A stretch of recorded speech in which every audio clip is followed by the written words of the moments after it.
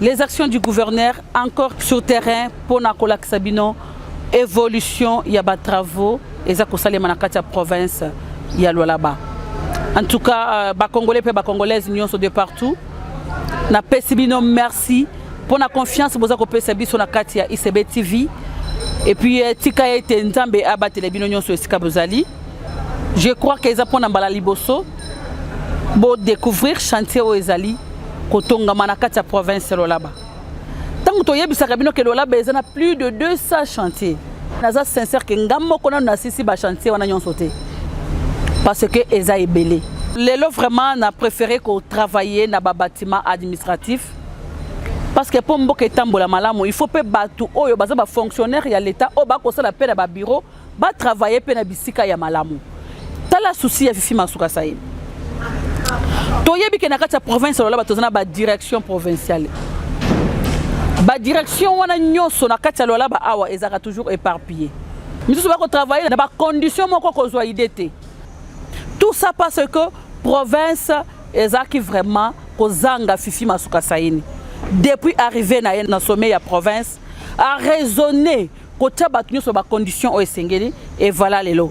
Chantier bo mona na simananga eza chantier oyo e bandi mwakala.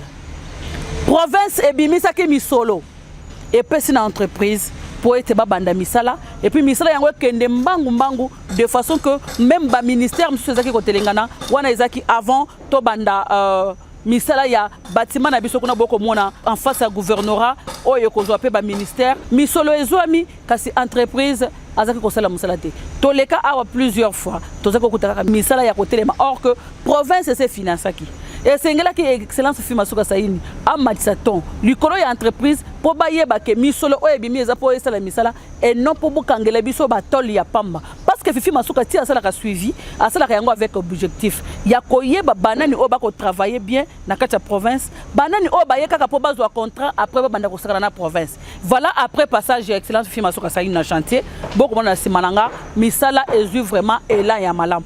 C'est pourquoi tout comme on a même na Congo, biloko ebeleza ko sala malelo na kati ya mboka na biso, eza ko kende na lanterne parce que suivi ezate. Tango ministère obimisi misolo opesi pona musala moko songolo, sala suivi nango. Province obimisi misolo opesi po esala musala moko songolo, sala suivi nango. Suivi o excellence Fifi Masuka salaka, o bomona ka toujours na kati ya casque alati akotambola na ba chantier, ezaka po ayeba ba évolution ya ba chantier. Et tala lelo après passage naie to monique misala na biso et avancé. Vive, vive, vive Fifi Masuka, le bon choix de Lualaba, c'est Fifi Masuka, la bâtissesse de Lualaba, c'est Fifi Masuka, la voyante de la province, c'est Fifi Masuka, la fière de l'union sacrée, c'est Fifi Masuka, la fondatrice de FIDEC, c'est Fifi Masuka. Banani balobaki lobaki akokoka te Masuka biso bana Lualaba tolingi o mama Saïd biso tosepeli na Fifi Masuka Saïd vive oh vive, vive, vive Fifi Masuka. Elle marche selon la vision des Fati Béton. C'est une femme battante de l'union sacrée avec Fifi Masuka.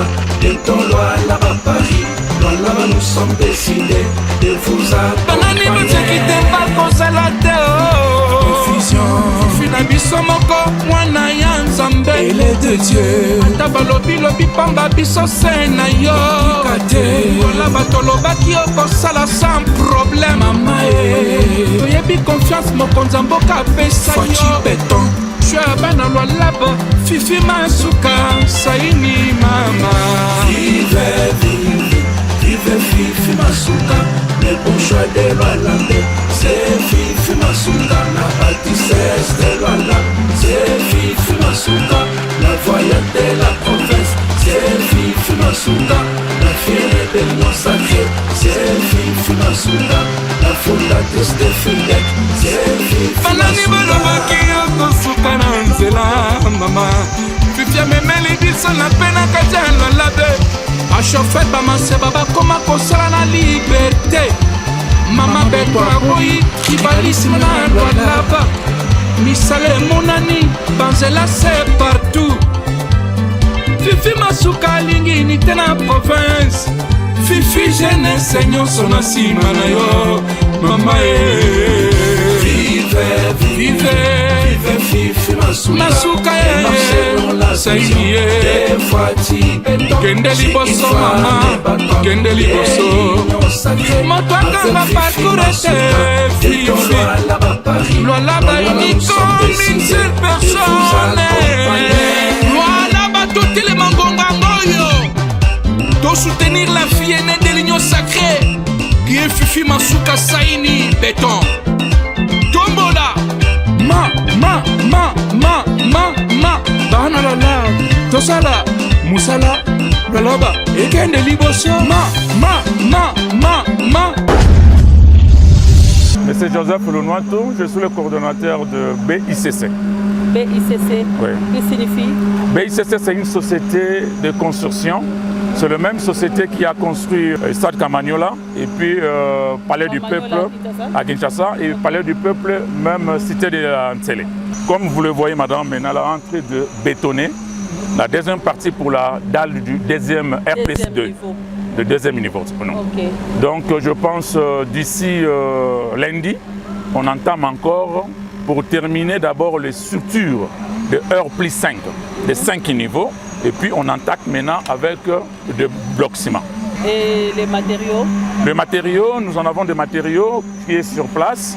Il y a d'autres qui sont encore en route et qui viennent de l'Angola vers ici. Parce que c'est en Angola que nous en avons trouvé la facilité de ramener des matériaux de construction comme des barres de fer.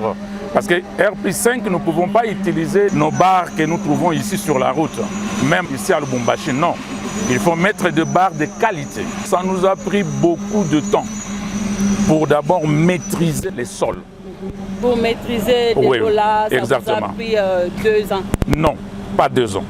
Ce bâtiment ici, c'est votre bâtiment.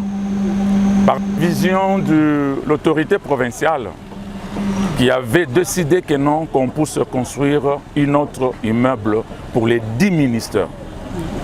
Ce sont des œuvres de l'autorité provinciale. Et comme il nous a donné cette confiance, et nous aussi on va terminer ça, je pense, sur le planning. Il y a tous les dates là-bas, que non, on va remettre la clé l'année prochaine. On peut connaître précisément, ça doit être au mois de juillet. Juillet 2025. Juillet 2025. On va remettre, oui. Donc si on parle de juillet, on va 9 mois. Oui, on termine ça, on remet la clé sans problème. Moi, c'est l'ingénieur Igor, inspecteur à la division provinciale de reconstruction du Lualaba, qui faisons les contrôles et la surveillance sur les chantiers. Ce que je peux rassurer en votre présence et à toute la population congolaise et lualabaise, que le bâtiment ici qui est en cours d'exécution, c'est un bâtiment où ils ont commencé par les études qui ont été bien menées. Après les études, nous avons été l'œil regardant de l'autorité de l'excellence, Madame Fifi Masuka. Nous étions sur le terrain pour voir les réalités.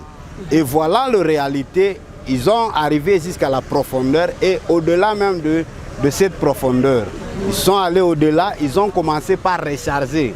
Comme lorsqu'on fait les travaux de route. Ils ont commencé par recharger, compacter, jusqu'à remonter à la hauteur voulue. Et ils ont posé le radier ou le béton de propriété sur la zone. Après avoir posé le béton de propriété, ils ont commencé par les ferraillages.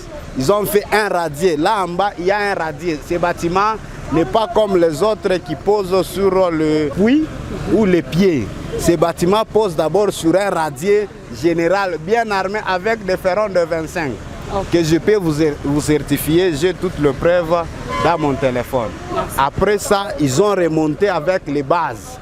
Ils ont fait des bases de 2 mètres, 2 mètres 50, 1 mètre 80, c'était les bases de dimensions faibles, c'était de 1 mètre 80. Ils ont fait ça et puis remonté avec le compactage. Après le compactage, ils ont monté avec des colonnes Dans chaque coin, dans chaque zone, ils ont monté avec des colonnes jusqu'à arriver au niveau -10. Parce que le niveau 0,0, ça se trouve de l'autre côté du bâtiment qu'ils utilisent comme guess. Oui. C'est là qu'ils ont déjà mentionné leur niveau 0,0. Okay. Alors, ils n'ont pas atteint le niveau 0,0 parce qu'il doit y avoir là-bas en bas, ils n'ont pas coulé le pavement ou le radier général supérieur pour commencer la maçonnerie. Ils ont coulé juste le long green pour relier les différentes colonnes ainsi que le poteau qui constitue la fondation. Merci. Ensemble, na biso to visiter biso nyonso misala eza ko salema to kutike baza na étape ya kokule béton ya deuxième niveau déjà et to ko banda koleka comme toujours ne to sala kana ba chantier nyonso tout pour na ko contrôler pe ko vérifier l'étape ya ba travaux. En tout cas merci surtout na entreprise le quoi to moni volonté bandi ko pesa parce que ngamo na zaki na kanda ya entreprise pour na za koleka plusieurs fois na kuti chantier vide. Mais le la misala est bandit sikoyo en tout cas il s'est mis sur place pour tout l'accès évolution jusqu'à la fin et na jour ba ko remettre biso ba clé surtout pour retenir que ba yebisi biso na mois de juillet to ko ya ko zo ba clé ya bâtiment ngala ko za mto liboso ya ko zo ba clé ya bâtiment. Bonne chance l'entreprise, surtout félicitations au gouvernement provincial pour na ba œuvre na katia ko salema. Merci aussi à notre président Félix Tshilombo pour na vision na yeza na katia ko se matérialiser na katia province là-bas. Quant à moi, je vous dis un grand merci. Tokutani, à la prochaine. Bye.